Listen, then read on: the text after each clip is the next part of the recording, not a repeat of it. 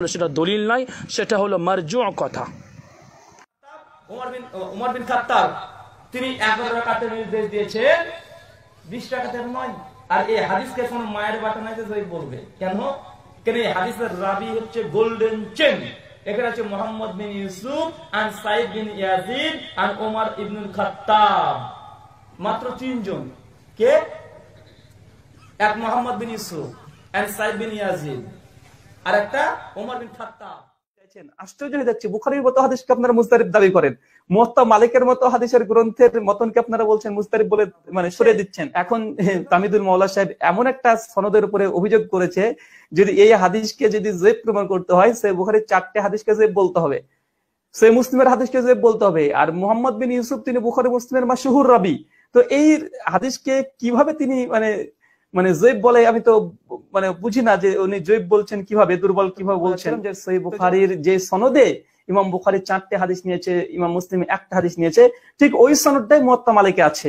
তো এই হাদিসটাকে দুর্বল বা জয়ীফ বলা মানে 8 রাকাত তারাবিকে অস্বীকার করা, এটা কত বড় অজ্ঞতা।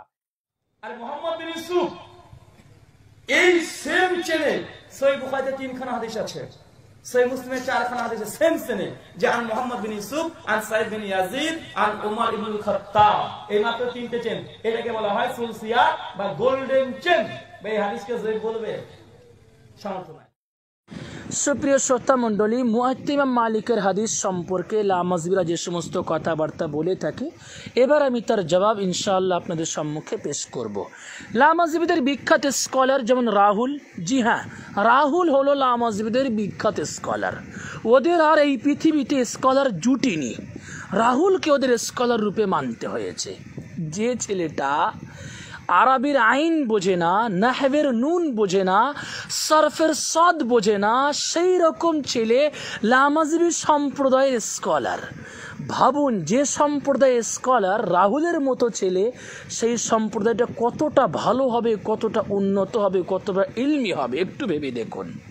যাই হোক, রাহুলের ধান্দা হলো যুবক সমাজে ফেমাস হওয়া, একটু লাইক কামাতে হবে, ব্যাস।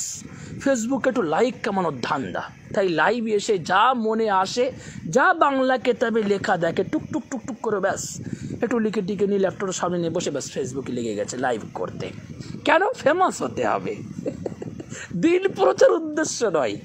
তো যাই হোক, হকটা যে প্রচার করি, ভালো করে স্টাডি করি, পড়াশুনো করি, তারপরে দিনটা প্রচার করি, তা না।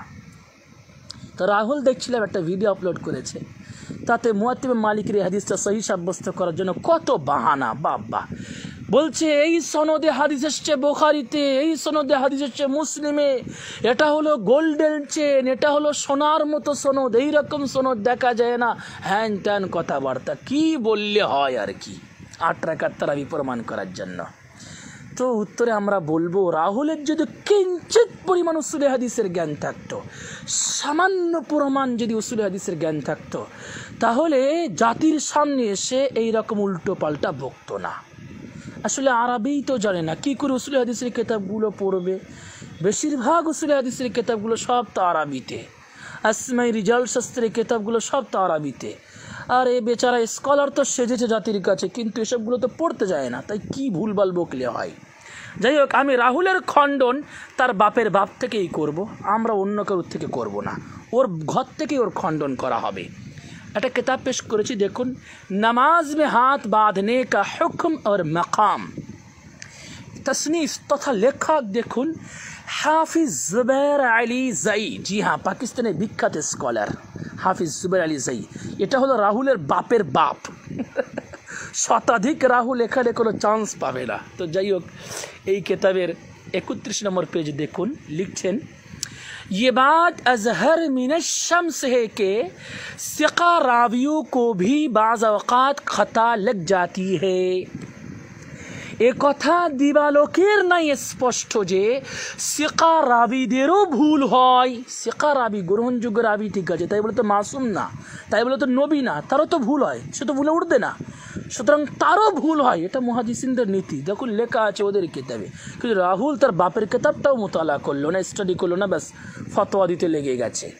তো যাই হোক, মুহাম্মদ ইবনে ইউসুফ সিকা, ঠিক আছে, বুখারীতে ওর হাদিস এসছে, ঠিক আছে, মুসলিমে হাদিস এসছে, ঠিক আছে, কিন্তু সিকা বলে যে একেবারে ভুল হয় না তা না, ভুল হতেই পারে। আমরা দেখেছি আগেই প্রমাণ ইস্তিরাব হয়, সেকা রাবিদের থেকে ইস্তিরাব পাওয়া যায়, ইস্তিরাব পাওয়া গেলে হাদিস যায়িফ হয়ে যায়, হয় এটা। এবং আল্লামা ইবনে আব্দুল বার বলেছেন গালাতুন, এটা ভুল। তো সেকা রাবি বলে যে আর ভুল হবে না, সেকা রাবি বলে যে একেবারে নবী হয়ে গেছে, সেকা রাবি বলে একেবারে মাসুম, রাহুলের ধারণা এসব, রাহুলের মতো পঙ্গপালের ধারণা। আল্লাহ তাআলা হিফাজত করুন, বোঝার তৌফিক দান করুন, স্টাডি করার তৌফিক দান করুন, অধ্যয়ন করার তৌফিক দান করুন, হক দিনটা সামনে ফুটিয়ে দেওয়ার তৌফিক দান করুন। মনে আসলো লাইভ ক্যাফে লাইক কামানোর ধান্দায় যা ইচ্ছে বলে দিলাম তা না। কে বলছে বুখারীতে সনদের সাথে কি হয়েছে, মুসলিমের সনদের সাথে কি হয়েছে, সিকা না, তো সিকারও তো ভুল হয়, তাদেরই কিতাব থেকে দেখিয়ে দিলাম। যাই হোক, সে যে উল্টোপাল্টা কথা বলে থাকে তার কোনো মূল্য নেই, যেহেতু কথাগুলোই কোনো কিতাব পেশ করে না, কোনো দলিল পেশ করে না, শুধু নম্বরিং, অমুক কিতাব আছে, অমুক কিতাব আছে। এই হাদিস বলা সুন্নাত, কোরআন বলা সুন্নাত, সেই সুন্নাতটাই আদায় করে না ভিডিও করতে গিয়ে, না হাদিস পড়ে না কোরআন পড়ে, কিছুই পড়ে না, শুধু নম্বরের সাথে সম্পর্ক, 1 2 3 4 5 6 32 33 34, এই হলো ধান্দা। যাই হোক, আল্লাহ তাআলা আমাদের সকলকে সহিহ নেতা ধরা তৌফিক দান করুন, ওলামাদের কাছে যাওয়ার তৌফিক দান করুন, ইসলামের সমস্যার সমাধান ওলামাদের কাছ থেকে নেওয়ার তৌফিক দান করুন। রসুল কতই না ভালো কথা বলেছেন যে একটা জামানা আসবে সেখানে কি হবে, লোক মূর্খদেরকে নেতা হিসেবে মানবে, আর সেই মূর্খরা ভুং চুং বকবে, তাই তারা মানবে, এতে তারা নিজেরাও গোমরাহ হবে আর সেই মূর্খও গোমরাহ হবে। আল্লাহ তাআলা আমাদের সকলকে গোমরাহ হওয়া থেকে মুক্তি দান করুন, আমিন।